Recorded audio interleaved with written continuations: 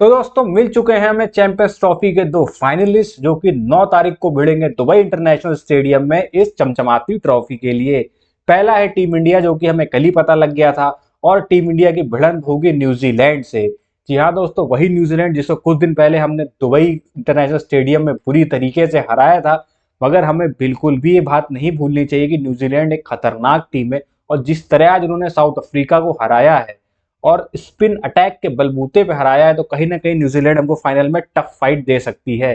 Same वही scenario चल रहा है जैसा कि 2023 के वनडे वर्ल्ड कप में हुआ था कि जहां हमने ऑस्ट्रेलिया को लीग मैचेस में बुरी तरह से पछाड़ा था, पर फिर ऑस्ट्रेलिया ने वहां से होमवर्क किया, अपनी गलतियों से सीखी और फाइनल में आके उन्होंने हमको हराया था। इस बार हमको बिल्कुल भी ढिलाई नहीं देनी है। जैसे लीग मैचेस में हमने न्यूजीलैंड में डोमिनेट किया था, सेम वैसे ही फाइनल में भी हम करने वाले हैं।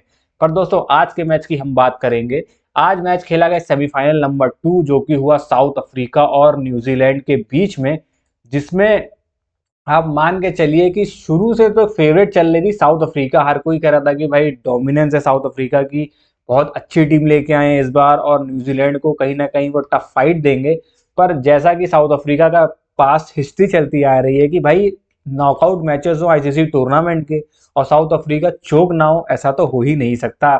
सारी दुनिया इधर की उधर हो सकती है, ग्लोबल वार्मिंग हो सकती है, मौसम बदल सकते हैं, पर साउथ अफ्रीका के चोक होने में कंसिस्टेंसी बिल्कुल भी नहीं बदल सकती। और आज फिर एक दफा साउथ अफ्रीका चोक हुआ और फिर से आईसीसी टूर्नामेंट के नॉकआउट स्टेज से बाहर हो चुका है। यहाँ पे एक सोचने वाली बात बढ़िया ये है कि दोनों ही टीमों के बोर्डिंग पास बनेंगे, मगर न्यूजीलैंड का बोर्डिंग पास बनेगा सीधे आईसीसी चैंपियंस ट्रॉफी के फाइनल में जो कि होगा दुबई में। और अनफॉर्चुनेटली साउथ अफ्रीका का बोर्डिंग पास बनेगा उनके घर के लिए जो कि होगा साउथ अफ्रीका के लिए। फिलहाल बात करेंगे पूरे मैच की, क्या कुछ हुआ इस मैच में, क्या डाटा रहा, क्या की गलतियां हुई, कहां पे न्यूजीलैंड ने पकड़ मजबूत कर ली। हर एक पहलू पर डिटेल में एनालिसिस करेंगे। मगर उससे पहले आप सभी से एक छोटी सी रिक्वेस्ट है कि अगर अभी तक आप लोगों ने हमारा चैनल सब्सक्राइब नहीं किया है तो चैनल को सब्सक्राइब कर दीजिए।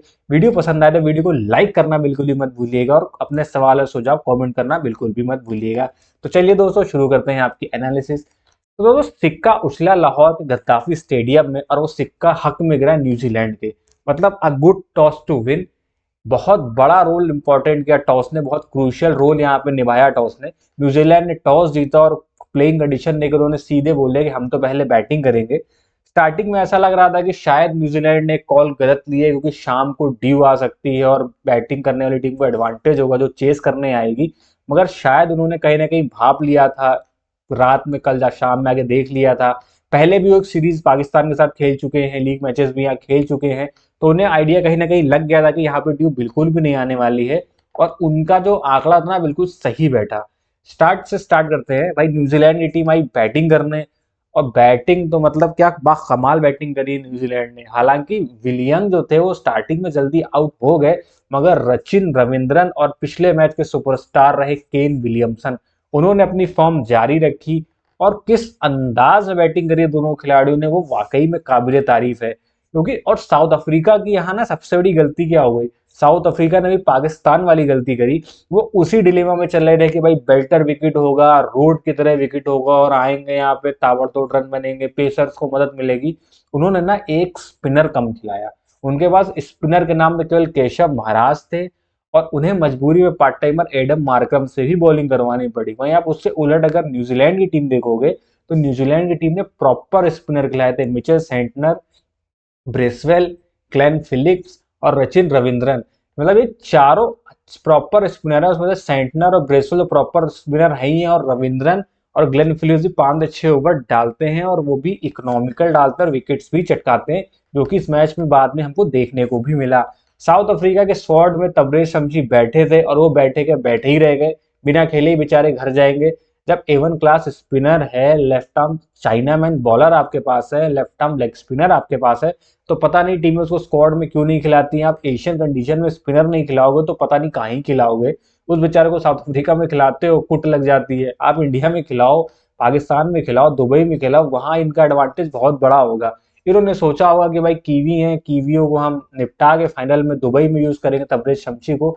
मगर भाई आपको तो ये भी सोचना चाहिए था टिम्बा भाई कि कीवी फंसते हैं स्पिन के आगे, तो अगर तो आपकी टीम को स्पिन हैवी रखना चाहिए था कि एक तरफ से केशव महाराज लगते, एक तरफ से तबरेज शमशी लगते, वैसे ही विकेट में ये विकेट थोड़ा सा अलग बिहेव कर रहा था, बैटिंग के लिए आसान नहीं था, बॉल फंस के आ रहा था, ग्रिप कर रहा था। तो जो 362 रन का स्कोर मैसिव टोटल था, न्यूजीलैंड लगाने में कामयाब हो गई। कहीं ना कहीं वो 290 से लेकर 310 के बीच में होता, जिसको शायद आप चेस करते और फाइनल में अपनी जगह पक्की कर लेते। खैर, आपने अपनी अपॉर्चुनिटी तो जया करी है। मैच की बात करो, रचिन रविंद्रन ने एक बार फिर से शानदार सेंचुरी लगाई, 108 रन बनाए, साथ ही साथ बॉलिंग में भी उन्होंने काफी इकोनॉमिकल बॉलिंग करी और एक महत्वपूर्ण विकेट भी झटका। रविंद्रा की बात करें भाई, मतलब ये बंदा जैसे शिखर धवन मिस्टर आईसीसी थे, फिर मोहम्मद शामी को टैग मिला, पर एक्चुअल में अगर मिस्टर आईसीसी का टैग किसी को देना चाहिए ना, तो भाई वो देना चाहिए रचिन रविंद्रा को, क्योंकि भाई वो बंदा ना कमाल का प्लेयर है, बेहतरीन फॉर्म में चल रहा है, बेहतरीन बैटिंग कर रहा है, बॉलिंग कर रहा है, जो चीज छू रहा है वो सोना हो रही है। मतलब आप उस बोलते हैं ना कि पारस पत्थर हो गया, तो न्यूजीलैंड के लिए ये बंदा ना पारस पत्थर हो चुका है बिल्कुल। 108 रन बनाए इसने 101 बॉलों में, और 13 चौवे और एक छक्का मारा उसमें, और एक विकेट की बॉलिंग में हासिल किया। जब ये बैटिंग करते हैं तो लगता ही नहीं है कि कहीं से कि कोई प्रॉब्लम है, लग रहा है कि विकेट बॉल फंस रहा है, टर्न हो रहा है। मतलब ये इतने ईज से खेलते हैं, सिंगल डबल सिंगल डबल। वो बात अलग है कि इनके साथ हालांकि दूसरे छोर पे केन विलियमसन थे, जो अपने आप में क्रिकेट की एक किताब है, एलिगेंसी, मतलब उनके कूट कूट के भरी है, कहाँ से सिंगल निकालना है, कब चौवा मारना है, स्वीप खेलना है, रिवर्स स्वीप खेलना है।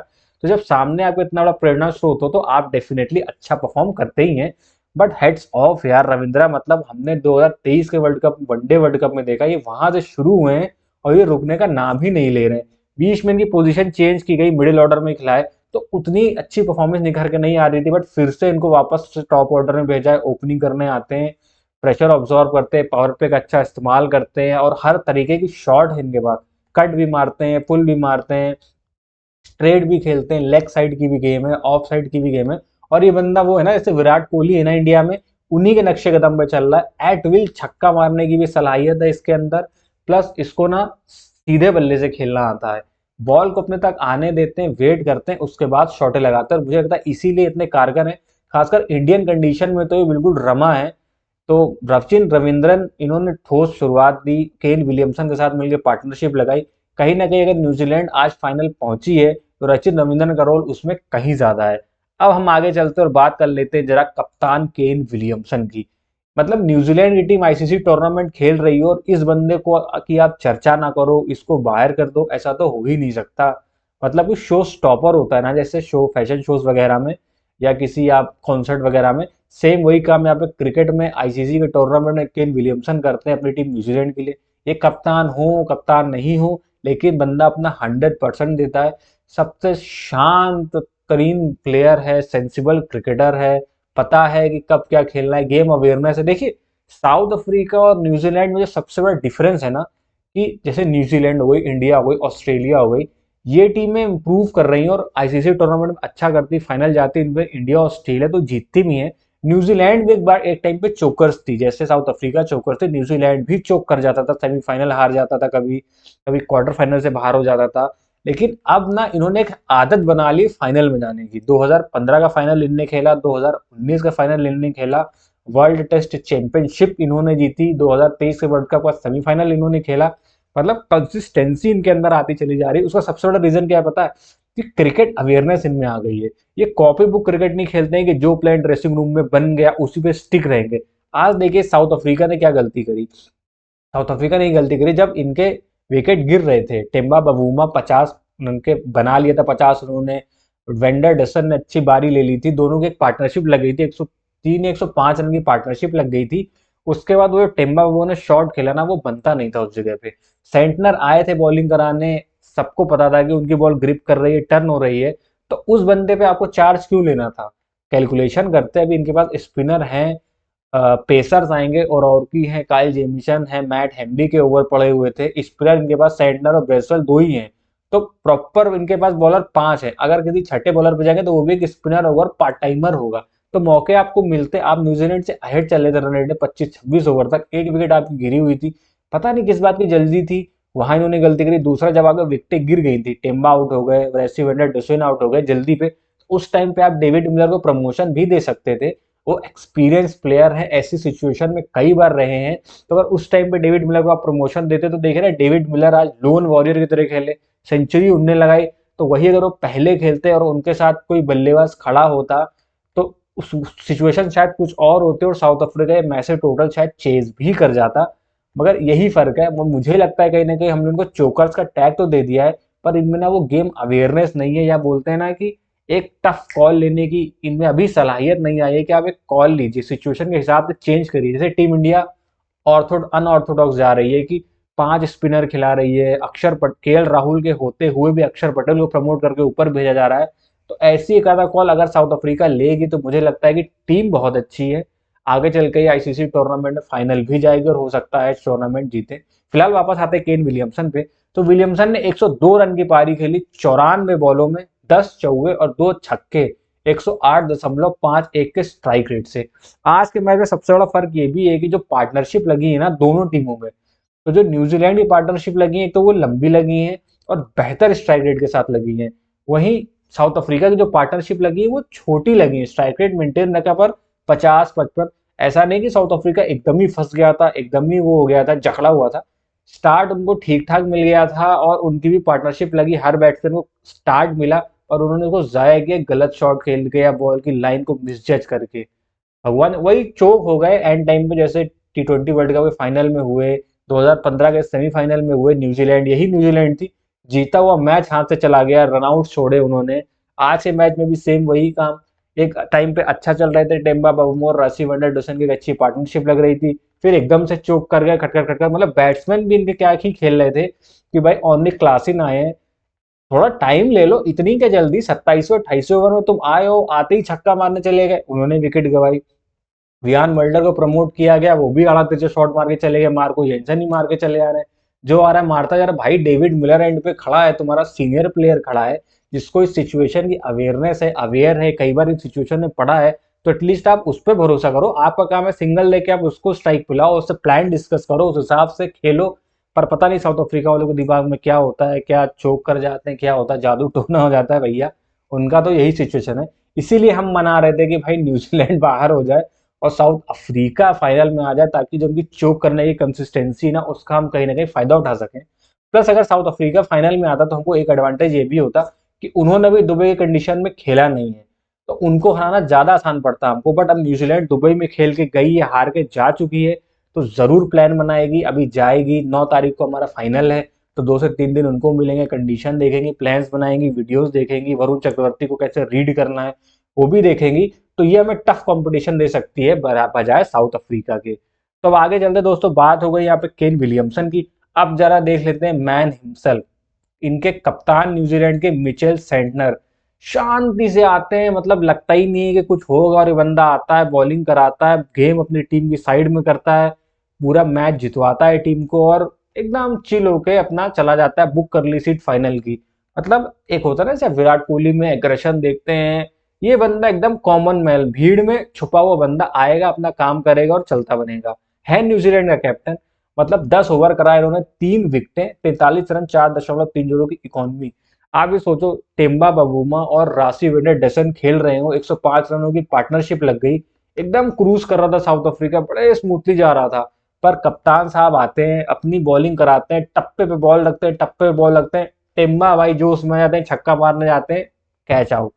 उसके कुछ देर बाद ये था, चलो एडन मार्करम और राशिव एंडरसन की एक पार्टनरशिप लग रही थी, वापस से साउथ अफ्रीका ट्रैक पे आने वाला था। सेंटनर आते हैं, राशिव एंडरसन को एकदम कमाल की बॉल डालते हैं, उनका डंडा बाहर। वहां से चलो फिर ऑन द क्लासिन आते हैं, क्लासिन भाई, क्लासिन से बहुत उम्मीद थी साउथ अफ्रीका को। क्लासिन आते हैं, उनको बॉल कराते हैं, वो बैकफुट पे जाके ठक से शॉट मारते हैं, वो भी वहां पे आउट। मैट हेनरी ने कैच हालांकि शानदार लिया था, थोड़ी सी इंजरी भी हुई, पर फिर वो वापस आ गए थे। तो 3 मतलब बहुमूल्य विकेट, सामने वाली टीम को बिल्कुल भी रन नहीं देना, जकड़ के रखना, उसी वजह से कहीं ना कहीं साउथ अफ्रीका बाहर हुई है। जो सबसे बड़ा गेम चेंजिंग का काम किया ना, वो किया मिचेल सेंटनर ने। हाँ, नो डाउट आप रचिन रविंद्रन की पारी को बाहर नहीं कर सकते, नो डाउट आप केन विलियमसन की पारी को बाहर नहीं कर सकते, पर आप मिचेल सेंटनर को भी साइड नहीं कर सकते। उस बंदे ने ना, सब मेन बात कहें तो, अगर प्रेशर जिसने डाला ना बॉलिंग में, वो मिचेल सेंटनर ही थे। उन्होंने गेम चेंजिंग मूवमेंट किया, तो हमारा गेम चेंजिंग मूवमेंट ना मिचेल सेंटनर के नाम जाता है। अब बात कर लेते हैं थोड़ी साउथ अफ्रीका की बैटिंग की, हालांकि कुछ खास है नहीं बात करने के लिए। टेम्बा बबूमा की बात करें, 56 रन इन्होंने बना, 71 बॉलें ली, 4 चौके 1 छक्का, 78.87 के स्ट्राइक रेट से। अब यहाँ पे देखिए शुरुआत ही साउथ अफ्रीका ने अच्छी नहीं करी। टिम्बा बबुआ ने 18 बॉलें या 15 बॉलें ली, 1 रन बनाया उन्होंने उस बॉल पे। तो इससे हुआ क्या ना कि जब आप 362 का टोटल चेस कर रहे हैं तो आपको एक इंटेंट दिखानी चाहिए थी, थोड़ा अटैकिंग क्रिकेट खेलना चाहिए था ताकि सामने वाली टीम प्रेशर में आ जाए, थोड़ी तो गलतियां करे।